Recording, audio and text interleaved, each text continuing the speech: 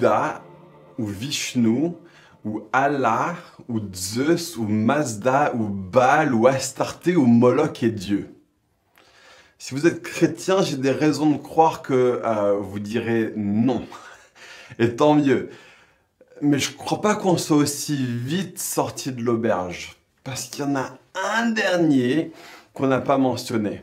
On a tendance à penser que dans notre société occidentale, on n'a pas de Dieu. On pense qu'on vit dans un pays athée, mais aucun pays n'est athée. Dès qu'on ne remplit pas notre cœur avec le Dieu vrai de la Bible, notre cœur va se remplir d'un Dieu qui est fait par des mains d'hommes. Dans notre pays, il a donc bien fallu en créer un autre. Et on a trouvé aujourd'hui le Dieu le plus facile qui soit.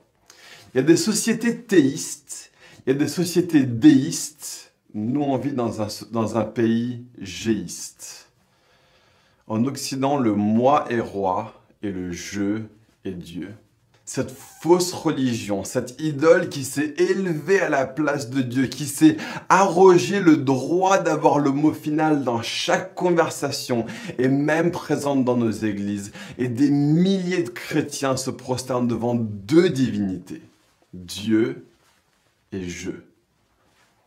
Vous ne me croyez pas? Vous ne voyez pas de quoi je parle? Alors venez, on repart dans le jardin d'Éden. Qu'est-ce qui se passe? On a un serpent qui dit à l'homme et à la femme, attention, Dieu ne veut pas que tu sois comme lui, donc il t'interdit de manger ce fruit, mais si seulement tu manges de ce fruit, alors tu vas être comme Dieu. Remarquez ce qui se passe ici. Avant de promettre quoi que ce soit à l'homme, il va d'abord saper leur vision de Dieu. Il attribue à Dieu des attitudes humaines. Il dédivinise Dieu. Il rabaisse Dieu. Il fait croire aux humains que le Dieu de l'univers peut avoir des pensées basses et petites et mesquines du genre « Aïe, aïe, aïe, j'ai trop peur que mes propres créatures vont pouvoir être aussi grands que moi. Il faut que je leur mente pour éviter qu'ils en arrivent là. Et je suis tellement insécure dans ma propre gloire que je dois tout faire pour éviter que ces créatures, en mangeant du fruit, deviennent comme moi. » Vous vous rendez compte ?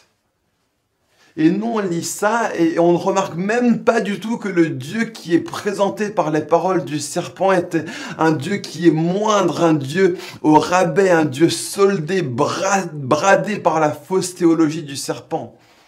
Il a dédivinisé Dieu et Dieu, dès que ça arrive, la porte est grande ouverte pour qu'un autre Dieu se crée dans notre cœur à la place. Il faut que vous sachiez que le premier symptôme que le jeu est en train de devenir Dieu dans nos vies et dans nos églises, c'est qu'on commence à rapetisser Dieu. Et le meilleur antidote à ce poison qui avance comme de la gangrène dans notre société et dans notre église, c'est d'accepter à nouveau une vision énorme de Dieu.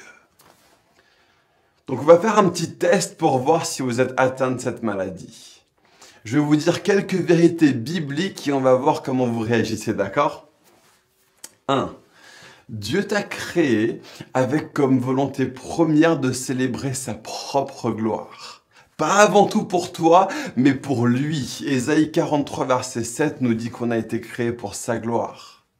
2. Lorsque Dieu fait du bien à son peuple, il le fait avec comme volonté première de manifester la gloire de son nom, pas pour nous prodiguer des bonnes choses.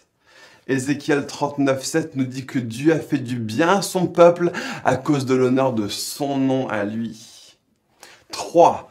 Dieu est allé à la croix avec comme volonté première de se glorifier lui-même plus encore que de te sauver toi. Ésaïe 43, 25 nous dit que c'est pour la cause de son nom à lui que Dieu efface nos péchés. Dieu a prévu 4, de nous avoir avec lui pour l'éternité et c'est avant tout pour se glorifier lui-même qu'il l'a prévu et pas avant tout pour nous. Psaume 143, verset 11 nous dit que c'est pour la cause de son nom qu'il nous ramène à la vie. Peut-être que ça vous offense profondément. Mais comment est-ce que Dieu peut être aussi égocentrique, vous allez me dire, mais ça vous offense parce que dans votre cœur et dans votre théologie, vous êtes au centre de tout. La Bible, elle, nous enseigne que Dieu est centré sur lui-même parce qu'il est le centre de tout. S'il ne se voyait pas comme le centre de tout, il serait en train de magnifier un mensonge. C'est Satan qui veut que Dieu soit mis à la périphérie des projets de Dieu. Dieu se met lui-même au centre de ses projets parce qu'il est le Dieu véridique et vrai. Et ce qui te révulse avec cette idée vient d'une vision de Dieu qui n'est pas héritée de la Bible, mais qui est héritée du serpent et du poison qu'il a injecté en Adam. Donc regardez dans votre cœur et dites-moi, est-ce que vous y voyez les premiers symptômes du géisme ? Est-ce qu'en réponse, vous êtes prêt à dire à l'ennemi, désormais toute ma vie va tourner autour de la gloire de Dieu. J'existe pour quelqu'un d'autre que moi-même. Je suis secondaire dans les projets de Dieu. Si je ne loue pas les rochers le front, si je suis retranché de la vigne, Dieu est puissant pour en greffer d'autres à ma place. Dieu n'existe pas pour moi et ne pense pas avant tout à moi. Je décide aujourd'hui que je vais me mettre d'accord avec Dieu, que je vais centrer ma vie sur lui, que je suis heureux du fait que Dieu pense plus à lui-même qu'il ne pense à moi. Et je veux que sa gloire tout entière soit vue et pas la mienne. Si tu fais ça, tu vas commencer à déraciner ce poison et commencer à redevenir réellement, entièrement, glorieusement, enfin pleinement chrétien.